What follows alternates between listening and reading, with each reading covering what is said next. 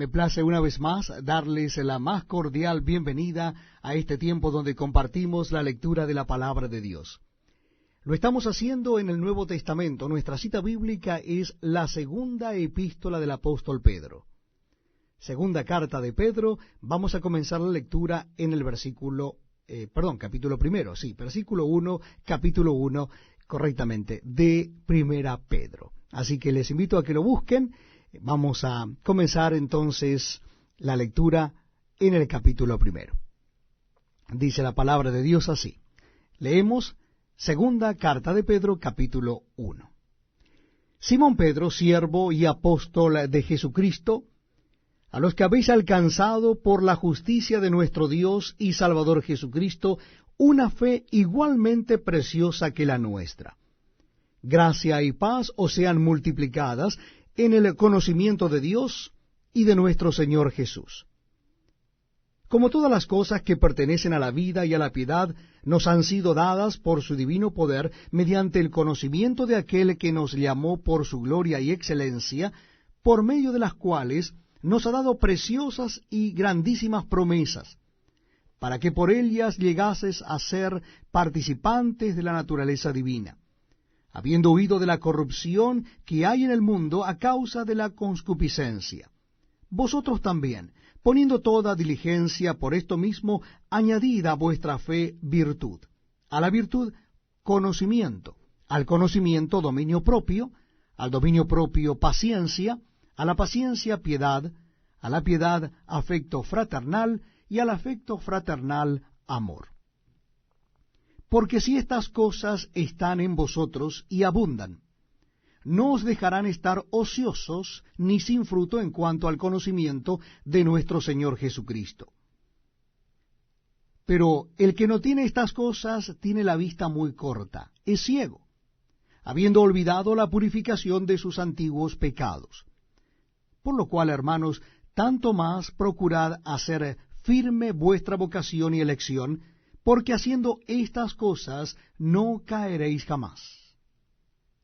Porque de esta manera os será otorgada amplia y generosa entrada en el reino eterno de nuestro Señor y Salvador Jesucristo. Por esto, yo no dejaré de recordaros siempre estas cosas, aunque vosotros las sepáis y estéis confirmados en la verdad presente. Pues tengo por justo, en tanto que estoy en este cuerpo, el despertaros con amonestación, sabiendo que en breve debo abandonar el cuerpo, como nuestro Señor Jesucristo me ha declarado. También yo procuraré con diligencia que después de mi partida vosotros podáis en todo momento tener memoria de estas cosas. Porque no os hemos dado a conocer el poder y la venida de nuestro Señor Jesucristo siguiendo fábulas artificiosas, sino como habiendo visto con nuestros propios ojos su majestad. Pues cuando él recibió de Dios Padre honra y gloria, le fue enviada desde la magnífica gloria una voz que decía: Este es mi Hijo amado en el cual tengo complacencia. Y nosotros oímos esta voz enviada del cielo cuando estábamos con él en el Monte Santo. Tenemos también la palabra profética más segura, a la cual hacéis bien en estar atentos como a una antorcha que alumbra en lugar oscuro, hasta que el día esclarezca y el lucero de la mañana salga en vuestros corazones. Entendiendo primero esto, que ninguna profecía de la Escritura es de interpretación privada, porque nunca la profecía fue traída por voluntad humana, sino que los santos hombres de Dios hablaron siendo inspirados por el Espíritu Santo. Me place una vez más darles la más cordial bienvenida a este tiempo donde compartimos la lectura de la Biblia. Lo estamos haciendo en el Nuevo Testamento. Nuestra cita bíblica está en la segunda epístola de Pedro.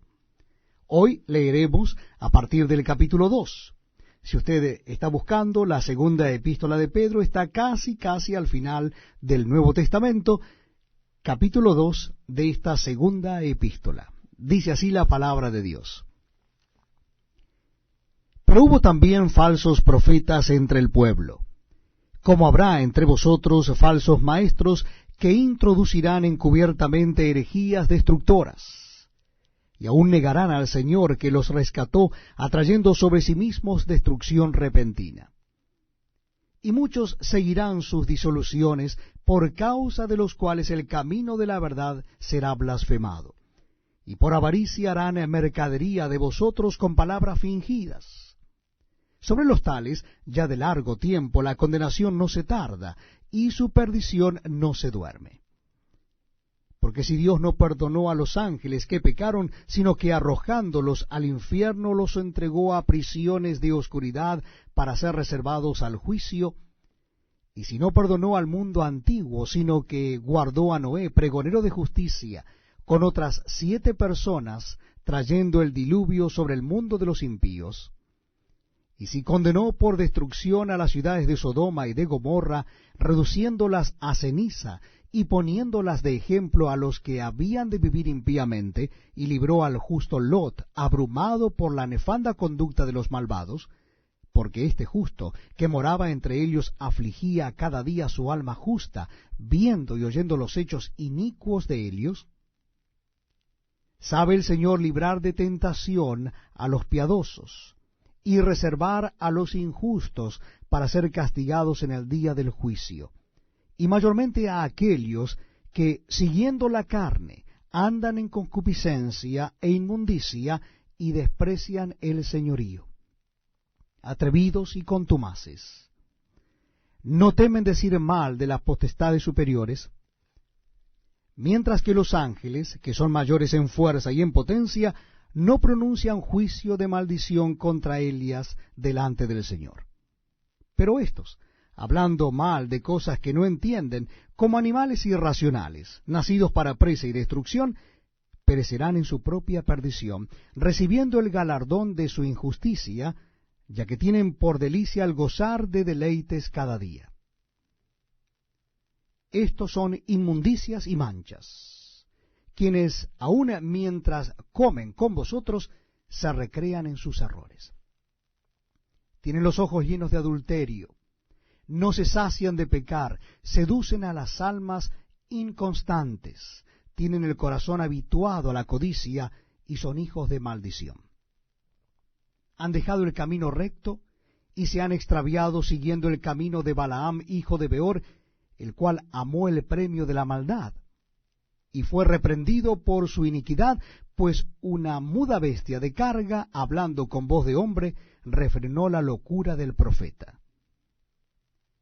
Estos son fuentes sin agua, y nubes empujadas por la tormenta, para los cuales la más densa oscuridad está reservada para siempre. Pues hablando palabras infladas y vanas, seducen con concupiscencias de la carne y disoluciones a los que verdaderamente habían huido de los que viven en error. Les prometen libertad y son ellos mismos esclavos de corrupción. Porque el que es vencido por alguno es hecho esclavo del que lo venció. Ciertamente, si habiéndose ellos escapado de las contaminaciones del mundo, por el conocimiento del Señor y Salvador Jesucristo, enredándose otra vez en ellas, son vencidos, su postrer estado viene a ser peor que el primero. Porque mejor les hubiera sido no haber conocido el camino de la justicia, que después de haberlo conocido volverse atrás del santo mandamiento que les fue dado. Pero les ha acontecido lo del verdadero proverbio: el perro vuelve a su vómito y la puerca lavada a revolcarse en el cieno.